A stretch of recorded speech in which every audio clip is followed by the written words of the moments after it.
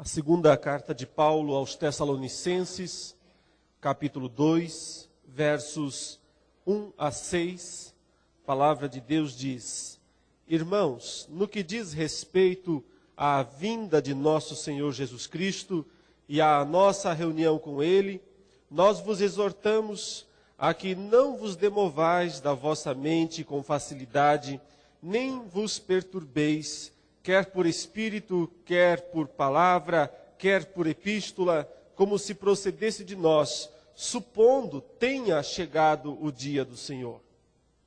Ninguém de nenhum modo vos engane, porque isto não acontecerá sem que primeiro venha a apostasia e seja revelado o homem da iniquidade, o filho da perdição, o qual se opõe e se levanta contra tudo que se chama Deus ou é objeto de culto, a ponto de assentar-se no santuário de Deus, ostentando-se como se fosse o próprio Deus. Não vos recordais de que ainda convosco eu costumava dizer-vos estas coisas? E agora sabeis o que o detém, para que ele seja revelado somente em ocasião própria. Até aí, meus irmãos, a palavra de Deus, continuando os nossos estudos a respeito da segunda vinda de Jesus e sobre as passagens bíblicas que principalmente focalizam as verdades a respeito dos últimos dias, nós encontramos uma constante em quase todas as passagens bíblicas que anunciam a vinda de Jesus. Elas exortam para que os cristãos vivam no presente, nos dias atuais, de forma condizente com a segunda vinda. Nunca é uma mensagem alienadora, nunca é uma mensagem que produz algum tipo de afastamento ou desengajamento das funções humanas. Ao contrário, sempre mostrando que, para que estejamos preparados para o dia do Senhor, nós temos que viver agora, no presente, uma vida condizente com os planos de Deus. Paulo escreveu 2 cartas aos Tessalonicenses, uma igreja na cidade de Tessalônica, com o objetivo de corrigir alguns problemas, alguns entendimentos errados a respeito da segunda vinda de Jesus. Basicamente, havia aqui 2 erros, 2 problemas que as 2 cartas tratam, mais especificamente esta, a segunda carta. Havia uma notícia naqueles dias, por volta do ano 50, então calcule aí o tempo. Jesus foi crucificado aproximadamente no ano 30. A primeira carta de Paulo aos Tessalonicenses foi escrita por volta do ano 50, então apenas 20 anos depois. Tanto é que as 2 cartas, 1ª e 2ª Tessalonicenses, são provavelmente as cartas mais antigas do apóstolo Paulo, as primeiras que ele escreveu. Ele estava morando ou passando um tempo na cidade de Corinto. E de lá ele escreveu para os Tessalonicenses. Por quê? Porque uma notícia estava circulando naqueles dias na cidade de Tessalônica que Jesus já havia voltado. Ele já havia voltado, estavam falando isso por lá. Jesus já voltou, ele voltou. Mas onde? Onde ele está? Para quem que ele veio? Foi uma volta secreta? Como foi isso? Eles estavam enfrentando uma terrível perseguição, um momento de muita dificuldade para sustentar a fé. E no meio de toda aquela turbulência social, de toda aquela dificuldade de viver o cristianismo, então se começou a pensar, só pode que Jesus já voltou e nós estamos aqui no pior período, no momento mais difícil da nossa história. Então, para corrigir este erro, essa interpretação errada, é que Paulo escreveu essa carta. E o outro problema também tinha a ver com a noção da segunda vinda de Jesus, mas é que muitas pessoas estavam pensando, raciocinando mais ou menos assim: Jesus vai voltar logo. Ele não vai demorar, ele vai voltar daqui a pouquinho. Então, não vale a pena trabalhar, não vale a pena fazer nenhum serviço na sociedade. É bobagem ficar pensando no amanhã, pensando no futuro, se esforçando, trabalhando, estudando, fazendo alguma coisa. Ele vai voltar logo. Então, a melhor coisa é parar tudo e ficar apenas aguardando, esperando Jesus voltar. Então o apóstolo Paulo escreveu aos Tessalonicenses para corrigir esses dois erros de interpretação, mostrando que o fato de que o Senhor Jesus vai voltar logo, ao contrário de produzir uma espécie de preguiça, uma espécie de despreocupação em relação às coisas da vida, ao contrário, produz sim envolvimento, produz serviço, produz dedicação, porque caso contrário, os cristãos não estariam preparados o bastante para a segunda vinda de Jesus. E mais especificamente, nesta passagem, o objetivo de Paulo é demonstrar que Jesus não havia vindo ainda. Que aquela lenda, aquela notícia que estava percorrendo a cidade, as igrejas, os cristãos, de que Jesus já havia voltado, era falsa, não era verdadeira. Porque para que Jesus venha, algumas coisas precisam acontecer antes. É isso que Paulo vai explicar aqui nessa passagem. Antes da segunda vinda de Jesus, é preciso acontecer uma outra vinda, uma outra manifestação, o surgimento de uma outra pessoa, um outro homem, que ele chama aqui de o homem da iniquidade, o conhecido anticristo, que é citado principalmente pelo apóstolo João, nas suas cartas, quando ele fala do anticristo que virá. E nessa passagem, Paulo nos dá 3 verdades a respeito do anticristo. E é isso que brevemente nós vamos meditar, essas 3 informações bíblicas que nós recebemos nessa passagem a respeito deste homem, deste inimigo de Deus e do povo de Deus, que se manifestará no momento em que Deus achar que ele deve se manifestar. Então observe aí, a primeira verdade é que o Senhor Jesus não voltará sem que antes esse homem apareça. Veja comigo o que diz aqui a palavra de Deus. Irmãos, no que diz respeito à vinda de nosso Senhor Jesus Cristo e à nossa reunião com Ele, nós vos exortamos a que não vos demovais de vossa mente com facilidade, nem vos perturbeis quer por espírito, quer por palavra, quer por epístola, como se procedesse de nós, supondo tenha chegado o dia do Senhor. Ninguém de nenhum modo vos engane, porque isto então, a volta do Senhor, o dia do Senhor, isto não acontecerá sem que primeiro venha a apostasia e seja revelado o homem da iniquidade, o filho da perdição. Paulo está dizendo o seguinte: Jesus não voltará antes que este homem, chamado de filho da perdição, homem da iniquidade, ele precisa aparecer primeiro. Só depois Jesus voltará. Provavelmente naqueles dias, até mesmo por causa da primeira carta que Paulo escreveu aos Tessalonicenses, em que ele falou que Jesus retornaria, haveria o arrebatamento. Então algumas pessoas estavam interpretando até a partir da carta de Paulo essa noção de que Jesus já havia voltado. Por isso que Paulo diz: não deixe ninguém enganar vocês, eu não escrevi isso, eu não disse que Jesus já voltou. Não está certo isso, porque Jesus só vai voltar depois que o homem da iniquidade, o anticristo, aparecer. Irmãos, os propósitos misteriosos de Deus, ele decidiu que os tempos que antecedem a volta do Senhor sejam tempos terríveis. Tempos em que Deus permitirá que a maldade neste mundo cresça mais uma vez a níveis exorbitantes, ao ponto de surgir um homem, um grande líder, alguém que, por um lado, se parece com Jesus, mas, por outro lado, é um inimigo de Jesus. Então, ele tanto combate Jesus, como tenta se fazer passar por Jesus, esse filho da perdição, esse homem da iniquidade.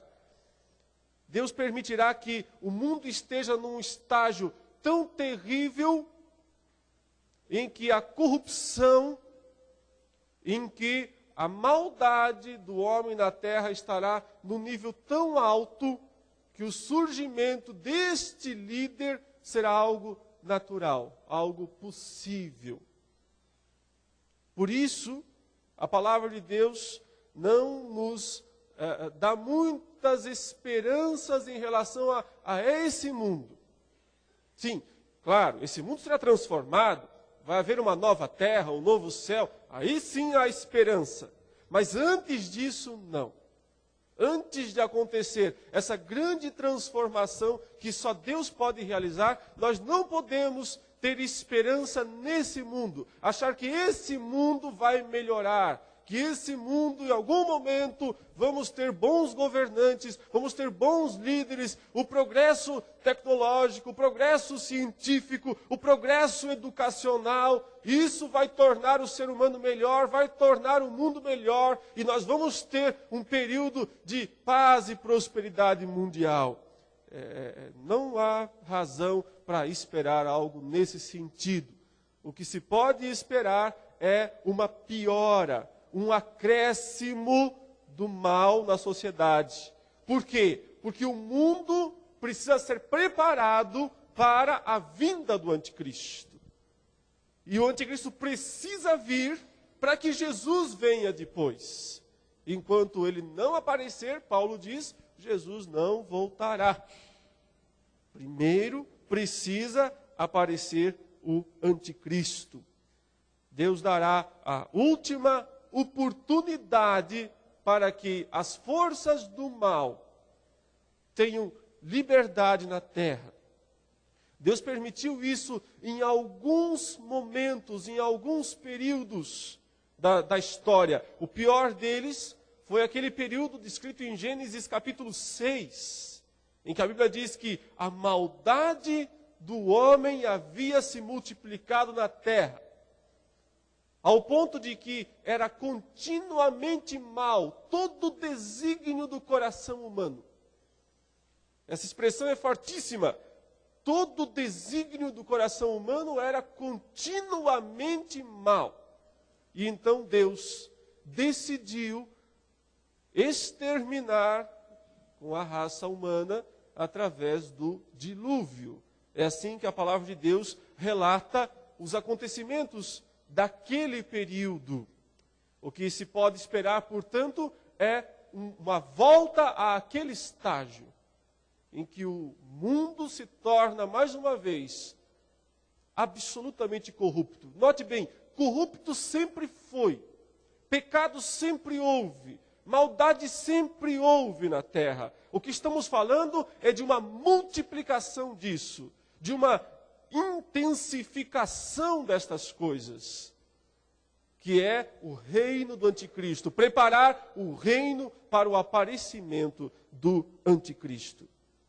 Observe como é que a palavra de Deus descreve esse personagem que está sendo aguardado, que está sendo esperado. Usa algumas expressões para descrever que ele é uma espécie de encarnação do mal. Essa é a segunda verdade a respeito do anticristo. A primeira é que ele tem que vir primeiro. Ele precisa aparecer para que depois Jesus apareça. A segunda verdade a respeito dele é que ele é uma espécie de encarnação do mal. E nisso ele já é uma espécie de paródia de Jesus. Porque Jesus é a encarnação de Deus. Ele é o Filho de Deus, que se torna homem para viver uma vida de absoluta justiça, santidade e redenção dos pecadores. Esse homem é uma paródia de Cristo. Ele é a encarnação, mas a encarnação do mal, com o objetivo de viver todo o mal na plenitude da depravação que é possível, para por fim trazer a destruição. Então é o oposto. Por isso, a ideia de anticristo.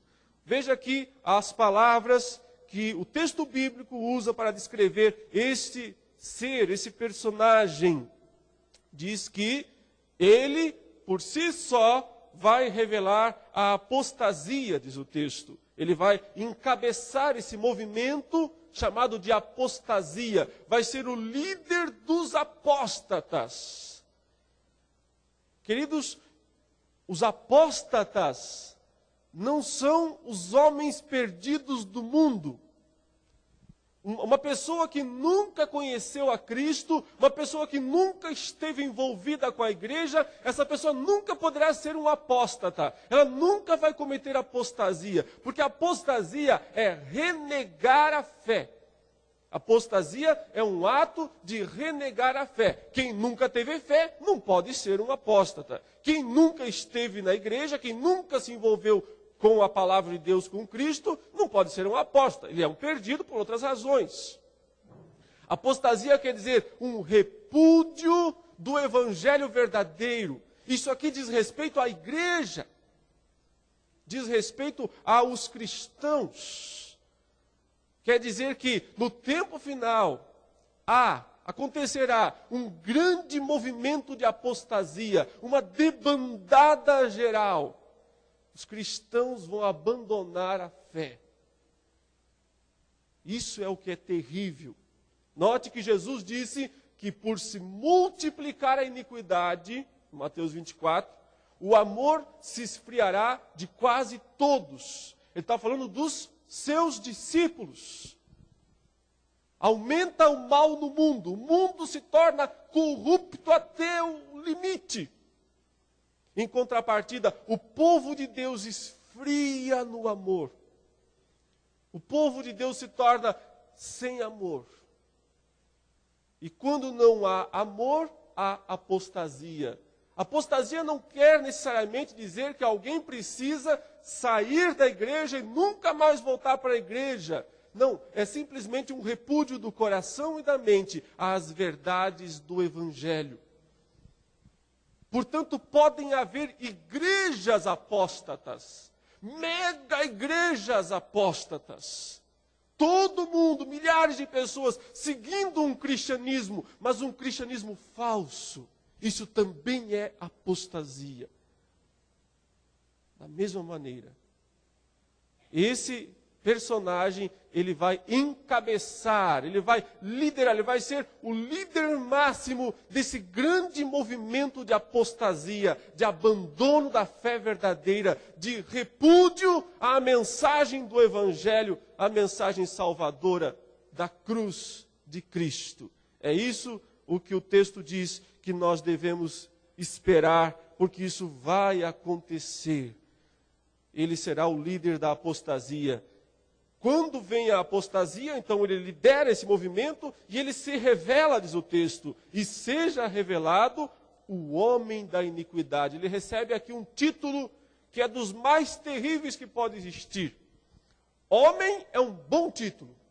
Quando Deus criou o mundo, ele criou o homem, que o ser humano, a sua imagem e semelhança. Homem é um título de honra na palavra de Deus. Mas observe que esse homem tem um outro título que estraga tudo isso.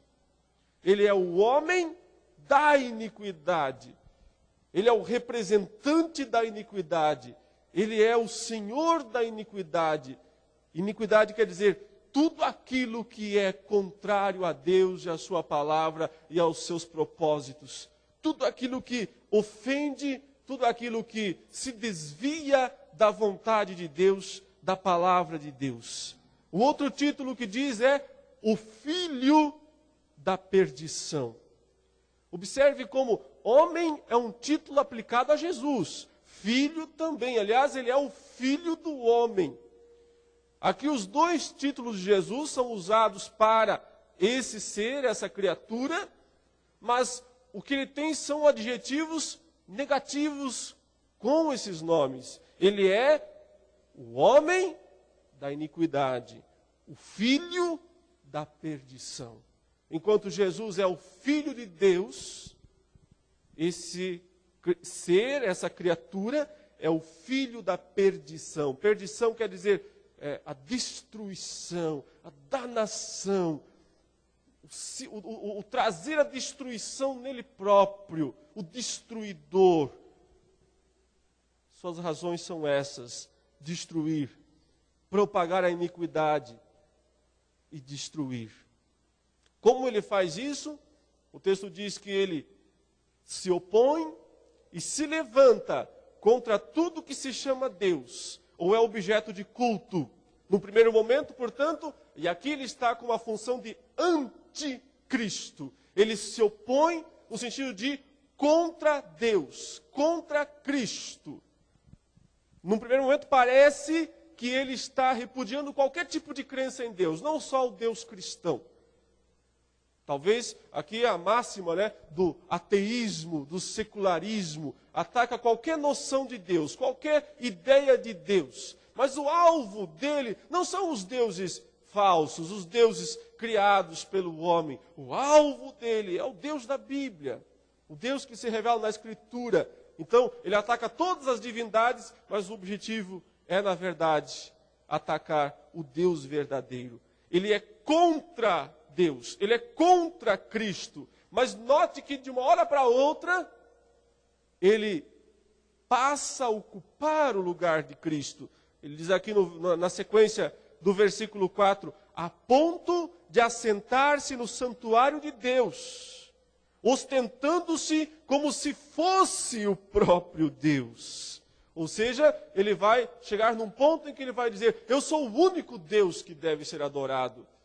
Eu sou o único que deve ser reconhecido. No primeiro momento, ele é anticristo no sentido de contra Cristo.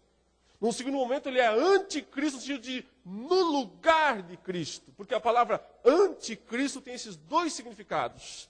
Tanto no sentido de contra Cristo, como no sentido de no lugar de Cristo. Se fazendo passar por Ele. É claro que você não pode esperar esse estilo até cômico desse homem aqui do Brasil que se diz Cristo e se veste como Cristo. Porque isso praticamente não engana ninguém. Engana uma meia dúzia dos que querem ser enganados. Mas o povo não se deixa enganar por isso. Não é nesse sentido cômico que ele se faz passar por Cristo. É no sentido de ocupar todos os espaços, não deixar lugar nenhum. Ele domina tudo. Cristo não é necessário, Deus não é necessário. Eu ofereço tudo, tudo que você precisa, eu ofereço tudo. Essa é a ideia de se colocar no lugar de Deus. E note que a idolatria, que tantas vezes é condenada na palavra de Deus, tem a ver com isso também. Colocar qualquer coisa no lugar de Deus. Seja uma estátua, seja uma pessoa, seja um conceito, seja uma filosofia. Qualquer coisa colocada no lugar de Deus está a serviço do anticristo. Porque a sua função é justamente ocupar o lugar de Deus nas nossas vidas. E a terceira verdade, meus irmãos, que essa passagem revela a respeito do anticristo, está aqui no versículo 5 e 6, quando Paulo diz, não vos recordais de que ainda convosco eu costumava dizer-vos estas coisas, e agora sabeis o que o detém, para que ele seja revelado somente em ocasião própria. A terceira verdade a respeito do anticristo é que ele só aparecerá quando Deus disser, agora pode. Ele só surgirá no mundo quando Deus remover algo que impede a manifestação desse homem. Apenas para relembrar, esse texto descreve 3 verdades a respeito do anticristo. A primeira eu disse é que ele tem que vir primeiro para que Cristo venha depois. Ele precisa primeiro aparecer, depois a segunda vinda de Jesus. Ele é de várias formas, a encarnação do mal, com o propósito de destruir, apostasia e destruição. Mas ele só vai aparecer quando Deus disser, agora pode. Está permitido, está liberado, não antes disso. Portanto, aqui nós já temos algumas verdades extraordinárias a respeito do próprio Deus, não é? Ou seja, o anticristo não é algo que vai fugir ao controle de Deus. Talvez quando as pessoas estiverem experimentando o reino do anticristo, pode ser que elas cheguem a pensar isso. Não há mais qualquer noção de Deus no mundo. Deus não tem mais controle nenhum sobre o mundo. O mal se tornou tão dominante nesse mundo que não dá mais para esperar nada. Mas não é verdade isso. Deus continua sendo o soberano. Ele continua determinando os eventos futuros, os acontecimentos. Significa que, por razões misteriosas dele, ele resolveu permitir que o mal tenha uma oportunidade, uma chance de alcançar um crescimento exorbitante na terra por um período definido. Começa aqui, termina aqui. É isso. O consolo para a igreja está nesse controle de Deus. Sim, nesse período em que Deus diz, começa aqui, até que ele diga, termina aqui, esse período será terrível. Absolutamente terrível. Mas ele tem um começo e tem um fim. E antes que Deus diga, comece, não vai começar. Na história, vários homens chegaram a momentos em que se pensava, ele deve ser o anticristo. Um exemplo desses foi aquele imperador francês, o Napoleão Bonaparte. Ele deve ser o anticristo pelo crescimento e tal, mas daqui a pouco ele cai. Não, não é. Ainda no século XX, nós tivemos o famoso caso de Hitler. Também tinha todas as características de um anticristo. Lembre que João já disse, muitos anticristos têm se levantado. Mas o final, o grandão, o definitivo, não. Ele só vai aparecer quando Deus disser, agora pode.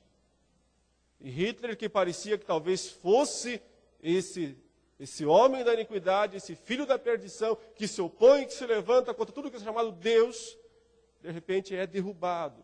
Não consegue ir adiante, não prospera nas suas intenções de dominação mundial. Porque, de alguma forma, Deus continua detendo a ação plena do mal, utilizando recursos que Ele quiser. Talvez um dos recursos que Deus ainda utiliza para a plena manifestação do mal seja a própria igreja. A igreja é uma barreira para a ação do mal na sociedade. Mas quando nós vemos cada vez menos igrejas verdadeiramente fiéis, cada vez mais igrejas desvinculadas da palavra de Deus, então essa barreira vai caindo, vai se enfraquecendo. Deus ainda utiliza até certo ponto para deter a manifestação do mal na terra, a própria noção de moral, de justiça que o ser humano ainda tem. Em teologia nós chamamos isso de graça comum. A graça especial é a graça salvadora, é aquela que redime do pecado e dá condições do homem ir para o céu. Essa graça é especial, Deus só usa com o seu povo essa graça. Mas a graça comum, já diz o termo comum, não tem a ver com salvação ou condenação. Tem a ver com o fato de que Deus é bom para esse mundo, manda chuva, manda sol, dá condições de sobrevivência, capacita para que o homem descubra coisas da natureza, descobertas científicas, progresso material, tudo isso vem da graça comum. E um dos elementos da graça comum de Deus é justamente refrear o pecado, não deixar cada ser humano ser tão mau quanto pode ser. Potencialmente, qualquer um de nós, qualquer ser humano, poderia ser um Hitler. Potencialmente, sim. Há maldade suficiente em nosso coração para isso. Há depravação suficiente em nossa vida para isso. Mas Deus, por sua misericórdia, refreia, não deixa, não permite. É por isso que você encontra pessoas nesse mundo que não conhecem a Deus, não são crentes em Cristo Jesus. Mas você olha para a vida delas e você observa o quê? Pessoas, entre aspas, boas. Bom ninguém é, perfeitamente ninguém é, mas você vê muitas pessoas que são, dentro do possível, honestas, dentro do possível, justas, relativamente íntegras. mesmo que não tenham contato algum com o Evangelho, até nem querem saber do Evangelho. A graça comum age em todos os seres humanos e refreia o pecado. O exemplo que os estudiosos dão para essa ação divina é justamente a ideia do cavaleiro que doma o cavalo que é selvagem. Para poder domar aquele cavalo que escoiceia para tudo que é lado, precisa colocar nesse animal freios. Esses freios controlam parcialmente, evidentemente, mas limitam a explosão de energia ou de ira do animal selvagem. A graça comum são os freios que Deus coloca sobre o ser humano para não deixar que haja a explosão de tudo aquilo que o ser humano pode produzir de mal. No meu entendimento, é isso que detém a plena aparição do mal e a manifestação do anticristo. É isso que Deus usa, esse poder controlador. Deus controla o mal na sociedade, permitindo que ele exista, mas não deixando alcançar o ápice. No entanto, ele vai retirar essa força, ele vai retirar esse poder controlador, ele vai soltar esses freios. E aí sim, nós veremos a plena manifestação do mal. Em 2 ocasiões, Deus já soltou os freios da humanidade. Em 2 ocasiões. A primeira eu já disse, foi o dilúvio. Deus soltou os freios para que o ser humano fosse tão mal quanto ele podia ser. Em seguida veio o dilúvio. Isso foi mundial. A segunda ocasião foi localizada em 2 cidades chamadas Sodoma e Gomorra, onde novamente Deus soltou os freios e deixou com que aquelas cidades fossem tão más, tão ímpias, quanto poderiam ser. E note, nos 2 casos, no dilúvio e em Sodoma e Gomorra, em seguida veio a destruição. Quando Deus solta os freios, é para que em seguida venha a destruição. A primeira, mundial. A segunda, 2 cidades apenas. Ambas as destruições antecipam o fim dos tempos, porque Jesus citou esses 2 exemplos como exemplos do fim, dizendo, será assim outra vez. Como nos dias de Noé, será nos dias do Filho do Homem. Como nos dias de Ló estava em Sodoma e Gomorra, será nos dias do Filho do Homem. Portanto, queridos, olhando para os dias atuais, o que nós vemos é um claro afrouxar-se do freio de Deus. Deus está, sim, afrouxando o freio que Ele mesmo pôs na sociedade. E é por isso que nós vemos, dia após dia, semana após semana, ano após ano, o crescimento. E a palavra negra é multiplicação da iniquidade na terra. Porque eu acredito, Deus está permitindo que esse mundo chegue no ponto apropriado para que haja a apostasia, para que apareça o anticristo, para que ele encabece um movimento mundial contra Deus e sua palavra. E para isso o ser humano precisa estar preparado para aceitá-lo. Em contrapartida, a igreja é chamada a esperar, a ter paciência, a suportar, a aguentar até o fim. Eu espero continuar a exposição dessa passagem em breve, na próxima semana, falando a respeito da segunda parte dos versículos 7 em diante, quando Paulo vai detalhar um pouco mais essa questão da manifestação do mal na sociedade e também o modo como Deus agirá para pôr fim a isso no momento exato da segunda vinda do Senhor Jesus. Vamos orar nesse momento. Deus eterno, todo-poderoso, a tua palavra foi escrita não para nos atemorizar, mas sim para nos consolar e exortar. Nesta manhã, ó Deus, estamos na tua presença. Cada pessoa está aqui, ó Deus, e o Senhor sabe de cada um, tudo que se passa em cada coração. O Senhor sabe exatamente, ó Deus, a firmeza ou a não firmeza da fé. O Senhor conhece as lutas íntimas, as necessidades de cada um de nós.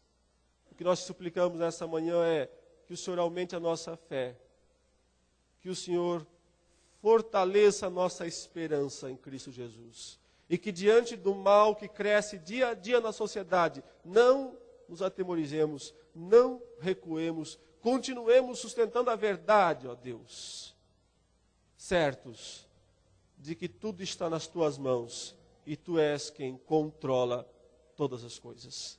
Em nome de Jesus. Amém, Senhor Deus.